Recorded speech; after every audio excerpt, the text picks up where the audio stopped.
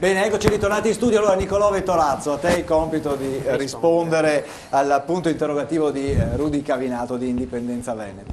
Sì, guardi, intanto rispondo anche alla critica che è stata prima fatta dal signor del PD, che è stata una grande cazzata, penso, quando ha detto che, secondo lui Usiamo dei termini ma secondo me è una grossa fesseria, perché dire che la nostra regione è amministrata male è un'eresia, in quanto sappiamo che la regione Veneto è un esempio di efficienza e di virtuosismo. Il Veneto lascia ogni anno a Roma 21 miliardi di euro di residuo fiscale. Ma scusa, sto parlando io. Difende l'indipendenza veneta, perfetto. Aspetta l'educazione che sto parlando. Sono educatissimo, io se l'ho detto che sono la argomenti di siringa che in indipendenza Veneto veneta. costa 6 centesimi, in altre regioni viene a costare fino a 25 centesimi, come un semplice buono pasto ospedale, mentre in Veneto costa 6 euro, in altre regioni viene a costare fino ai 60-80 euro. Certo, quindi sicuramente la regione Veneto è un modello da cui prendere esempio. Ci sono regioni che non presentano il bilancio regionale scritto dal 1990 e penso che quelle dovrebbero farci un esame di coscienza. Renzi dovrebbe partire da questi temi. Seconda cosa, c'è da dire che il governatore Luca Zaia ha incontrato i lavoratori dell'Electrolux, cosa che Renzi non ha fatto. Riguardo lo farà a Roma nei prossimi giorni. Sì, ma il governatore è stato a parlare direttamente con gli operai, cosa che Renzi invece ha saltato. Certo, invece a Indipendenza Seconda Veneta cosa, riguardo l'indipendenza, proprio qua in studio con me oggi è venuto un assessore che proprio ieri ho assistito in consiglio comunale riguardo la dichiarazione a Vazzola, in provincia di Treviso, riguardo l'indipendenza del Veneto, che può benissimo rispondere, che è là in fondo. Ha un microfono? No. Eccolo qua, se ci dice il suo nome anche. Sono Giovanni Bonotto. Buonasera. Buonasera. Era lì in incognito. Chiedo scusa perché intanto non sono giovanissimo, anzi. Beh, vabbè, ma non deve chiedere non è un problema. Prego. Sono fuori Prego. target. Comunque apprezzo il dibattito che c'è questa sera. Mi spiace solo una cosa, questa piccola polemica tra Indipendenza Veneta e la Lega, perché sembra una nota in famiglia. Ieri sera l'ho presentata come Lega, io sono assessore alla cultura in quel comune e ritengo che sia un fatto primario in questo momento affrontare questo problema e non affrontarlo con attribuzioni o con cappelli sopra di un partito o l'altro, ma è una discussione che i nostri cittadini dovranno affrontare, perché francamente le cifre che ha citato Nicolò dei 21 miliardi di residuo fiscale sono un argomento forte. Io temo che lo Stato italiano non abbia più la forza per trovare la soluzione, come diceva la ricetta la diagnosi si può fare, ma la ricetta è troppo dolorosa. Credo che per i miei nipoti, per i miei figli, per le persone, per i giovani che sono qui, io comincio a consigliare loro di riflettere, non dico di decidere. In questo senso Luca Zaia a Bassano ha parlato di grande rispetto di quelli che non la pensano su questo argomento in maniera conforme, ma di riflettere sull'opportunità di ritornare ad una posizione indipendente, perché credo che per qualsiasi paese vivere con un peso così grande di uno strato inefficiente in troppe aree sia insostenibile, e qui abbiamo bisogno di... Certo. La fermo perché abbiamo parecchie telefonate in attesa, allora direi che la regia può passare. La prima, buonasera, come si chiama e da dove ci sta chiamando? Pronto? Sì, buonasera, può dirci il suo nome e da dove sta chiamando? Adriano da Padova. Buonasera signor Adriano, prego. Sono Adriano da Padova. Sì, cosa vuol dire? Renzi aveva promesso che non aumentava più le tasse, che aumentava benzina adesso. Cioè, aumentando la benzina aumenta tutti i generi alimentari, tutto. Sa cosa diceva mio nonno? Io ho 63 anni, che in Italia cambiano i suonatori ma la musica è sempre uguale per la povera gente.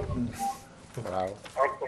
Benissimo, grazie. Voleva fare una domanda, qualcosa? Grazie, buonasera. Grazie a lei di aver telefonato, signor Adriano. Abbiamo un'altra telefonata, la passiamo subito così dopo abbiamo modo anche di rispondere. Buonasera, il suo nome per cortesia e da dove sta chiamando? Buonasera a tutti, mi chiamo Franco da Padova. Buonasera signor Franco, prego. Volevo parlare col nuovo centro-destra Prego. di Alfano. Dov'è la sentinella delle tasse? Diceva, noi siamo la sentinella delle tasse. Ha aumentato l'IMU, l'IVA. Adesso che è la benzina. I 7 miliardi alle banche. Per cortesia, lei che se no non sentiamo. Dov'è il nuovo centro-destra? Benissimo. Ok, grazie. Arrivederci, Grazie a lei. buonasera. Grazie a lei. Allora, io direi di far rispondere alla prima telefonata a Daniele Giuffrida del Partito Democratico, così puoi rispondere anche, certo. Ecco, sì, prego.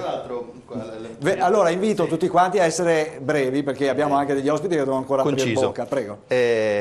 Ottima gestione della Regione Veneto, si diceva, fantastica, eccellente. Un dato così, giusto per la butto lì, nell'Alta Padovana la Regione Veneto negli ultimi anni, in tema sanità, ha buttato valangate di soldi nella realizzazione di 3 ospedali nel raggio di 30 km, abbiamo Bassano, Cittadella, Castelfranco. Questa qui non mi sembra proprio un'ottimale gestione delle risorse. Ma se vogliono fare un ospedale, Paolo, ma questo cioè, ogni cosa che voi dite ha sempre un lato negativo. A Paolo volete costruire un ospedale che non ce n'è bisogno, No, e avete non ce n'è addirittura ci bisogno. indebitate, state chiedendo soldi a tutti. Ma ogni cosa che dicono questi qua hanno scheletri, i vostri armadi sono troppo milioni di euro piccoli. nei muri, quando buttare milioni di euro nei muri quando sappiamo che oggi Appunto, dillo a Ivo Rossi che vuole costruire un ospedale nuovo a Padova. Dillo a Ivo Rossi, Zanonato. la rivoluzione della sanità veneta che ho portato avanti il Consiglio regionale va in tutt'altra ottica. Non vorrei dire una fesseria, ma mi pare che L'unica sanità che rispetta il bilancio. Stai proprio dicendo fesserie.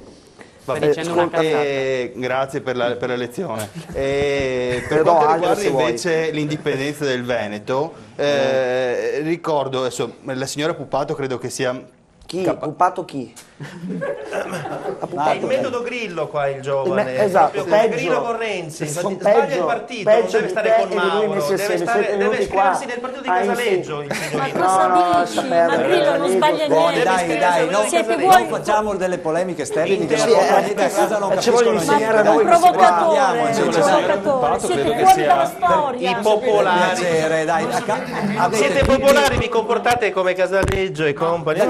Non capiscono nulla. Lo diciamo ogni Il volta. Partito Democratico è democratico a parole, ma nei fatti no, perché non rispetta nessuno. Invece tu Non rispetti rispetta nessuno. Facciamo rispondere. Ma vi dai. rendete conto Per che non rispetta piacere. nessuno, neanche i colleghi di partito? Sono totalmente d'accordo con la posizione, posizione. mi fai finire per favore, grazie. dai. Con la posizione dei Sono consiglieri professionali. regionali del Partito Democratico che semplicemente non hanno preso parte alla discussione del referendum sull'indipendenza del Veneto, bollandolo come semplicemente incostituzionale.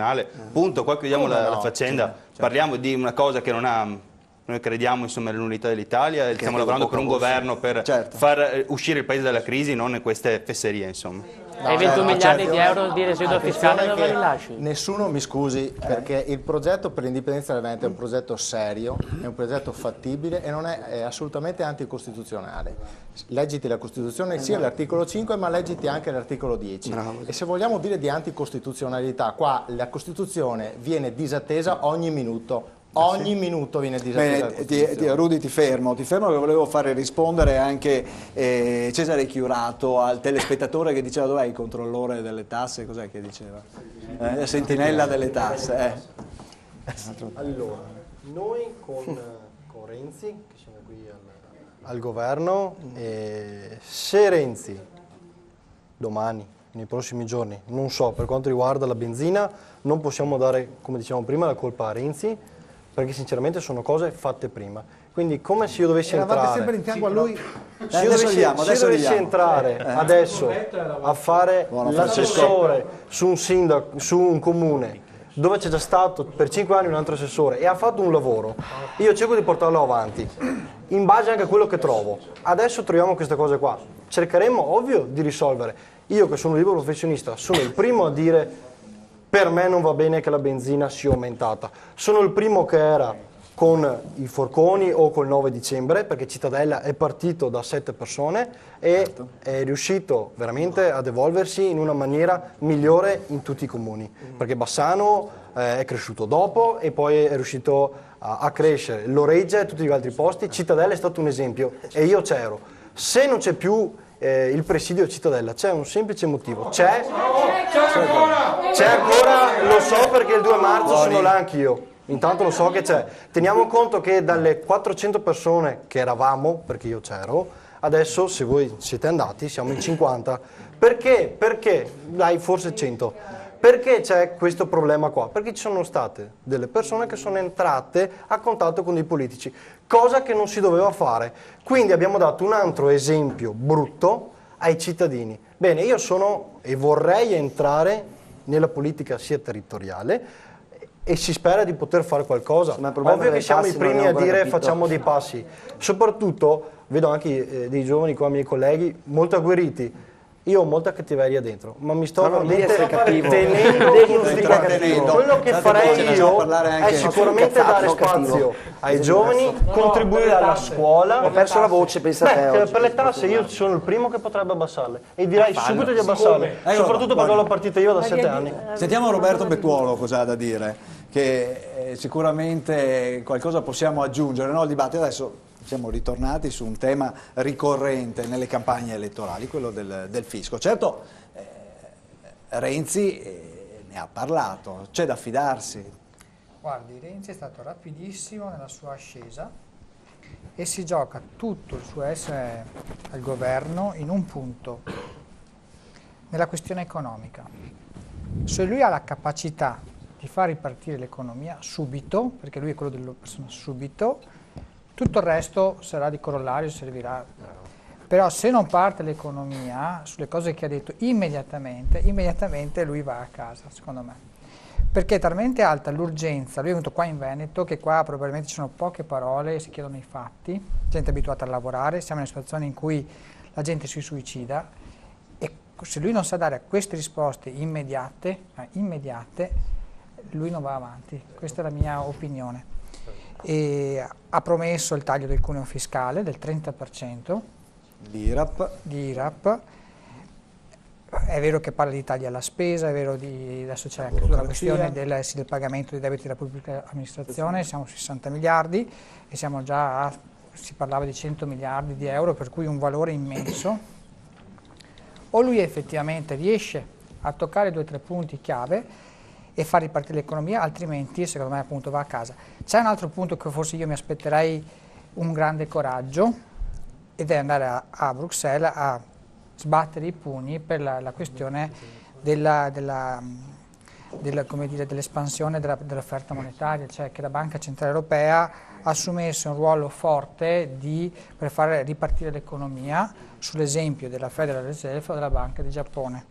Perché? Perché se non si va a toccare determinati meccanismi del credito, obbligando anche in particolare le banche a derogare nei confronti delle aziende e poi anche del privato, se non riusciamo a toccare determinati dispositivi l'economia non riparte. Per cui lui come unico obiettivo, secondo me, dovrebbe porsi è proprio quello. Uno, se riesce a toccare e mettere a mano, secondo me gli industriali stessi cominciano a dargli peso, tutto il resto può trovare una collocazione anche in tempi. Però se non riesce a fare questo nel brevissimo tempo, Renzi va a casa e si torna a votare.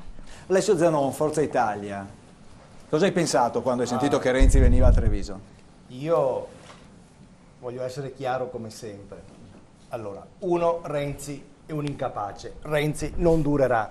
Renzi dura perché c'è la volontà di un partito come Forza Italia che ha la responsabilità di tenerlo fino a che non fa le riforme elettorali. Al momento in cui farà la riforma elettorale, Renzi può andarsene a casa. Lui doveva andare, come dice il collega, andare in Europa. Lui ha pensato bene di andare in Europa dalla signora Angela Merkel a dirgli eccomi qua, ti garantisco che nulla cambierà e saremo sempre ai tuoi ordini. Benissimo, quello ha detto lui. Non è quello che vogliamo noi in Italia, perché ricordiamoci che abbiamo tribulato tanto per 3 miliardi dell'IMU quando abbiamo 50 miliardi da pagare col Fiscal Compact che nessuno ne parla. Renzi deve andare in Europa a dire basta, non se ne parla proprio. A rinegoziare tutto.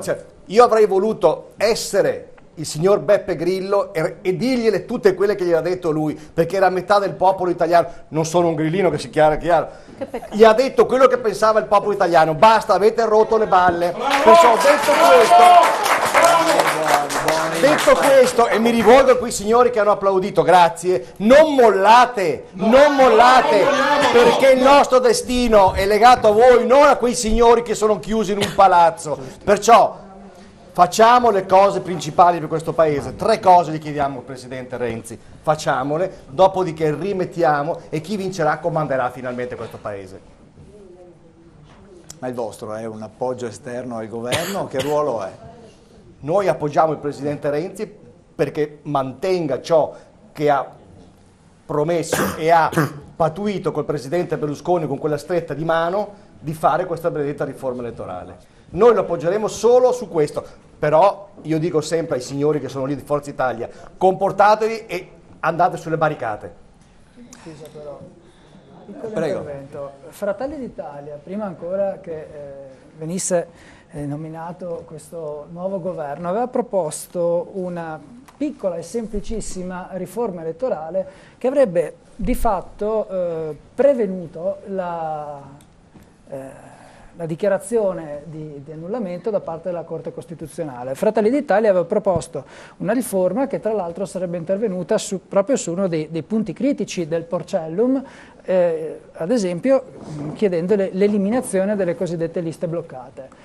In tutto il tempo in cui Fratelli d'Italia si è spesa per ottenere una modifica di questa legge elettorale per ridare la voce ai cittadini sulla scelta dei propri rappresentanti, erano al governo sia il Nuovo Centrodestra sia il PD e non si è riusciti ad arrivare ad una minima riforma che avrebbe permesso di ritornare al voto. Adesso Renzi riuscirà con la stessa maggioranza a fare questa legge elettorale che tra l'altro sarà una riproposizione del Porcellum sotto nuovo nome? Ma Renzi ci riuscirà perché ha fatto un patto con un galantuomo e con un partito che è responsabile. Perché se aspettassimo le sentinelle delle tasse che spariranno a febbraio, io me lo auguro con le prossime elezioni, aspettassimo i piccoli partiti che sono sempre lì a ricattare per le briciole, basta. Diamoci un taglio, giusto per essere sicuri di Porcellum. eliminare qualunque stigmata di democrazia che ci sia ancora in Italia, perché mi sembra il minimo. Qual è? La democrazia qual è? Mettere i veti? No, la democrazia non è mettere i veti, la democrazia è la possibilità di avere i propri rappresentanti in Parlamento e di poter partecipare alla vita politica. Per avere i rappresentanti in Parlamento bisogna avere consenso, se non c'è il consenso che andiamo a dare? Andiamo per conto proprio. Una lista bloccata si era arrivati addirittura a parlare dell'8%, scusami ma obiettivamente si va oltre a qualunque, grazie a Dio. Cioè, si va a discutere con i grandi partiti che avrete lo spazio. La settimana prossima si parlerà di legge elettorale, no? Con una... Se c'è? possibile. Prego. Io volevo un attimo riportare la discussione al tema, speriamo che me la cavo. Allora, io oggi ho preso i giornali, no? Perché quando Renzi... Sì, breve. Sì, gentile. sono breve. Perché... Quando oggi Renzi è venuto a Treviso, ieri è venuto a Treviso, ha fatto un discorso molto serio e molto chiaro, che è quello sulle scuole. Certo. Allora, come le nostre amministrazioni possono ripartire, e speriamo che me la chiavo, e come può ripartire la piccola economia veloce, fresca nel nostro territorio. Sbloccate il patto di stabilità per gli istituti. Ecco, allora, se Renzi riuscisse a breve a fare questo, e non serve una legge elettorale per farlo, io penso che si potrebbe già immettere nel sistema economico, nel tessuto del Veneto nostro, fatto di piccole imprese, di artigiani, del denaro che c'è nelle tasche dei comuni, nelle casse dei comuni che sono tutti virtuosi. Noi abbiamo scuole fatiscenti che non riusciamo a ristrutturare, che non ci permettono di ristrutturare. Sbloccate il patto. Paolo Campanaro, Movimento 5 Stelle. Condividi quello che ha detto adesso? Allora, Giovanni io Torresini? faccio un passo indietro. Renzi ha conquistato il partito con le primarie, ha invitato i suoi elettori con 2 euro in mano ad andare ad avvallare chi dovesse prendere e amministrare il partito. Certo. Fuori da questo posto, ma anche in questo posto perché ci sono gli amministratori, qualsiasi amministratore di società che prende in gestione una società, la prima cosa che fa, almeno prova a ripianare i propri debiti. Il PD, aggiornatemi, a quanto è arrivato? Non mi sembra che sia stata mossa una parola. Non siete credibili, non è credibile. Forse non si ricorderà nessuna chi è Angela Armellini. Angela Armellini è la compagna di Bruno Tabacci, deve all'erario 2,1 miliardi di euro. È la compagna che, essendo Tabacci in Parlamento, ha tutte quante le opzioni migliorative che hanno i parlamentari, non essendo moglie. Se vai nella vita normale non sei nessuno. Allora non c'è nessuna credibilità verso queste persone. L'economia come fa a ripartire se non incominciano a ripianare loro i vari debiti che hanno?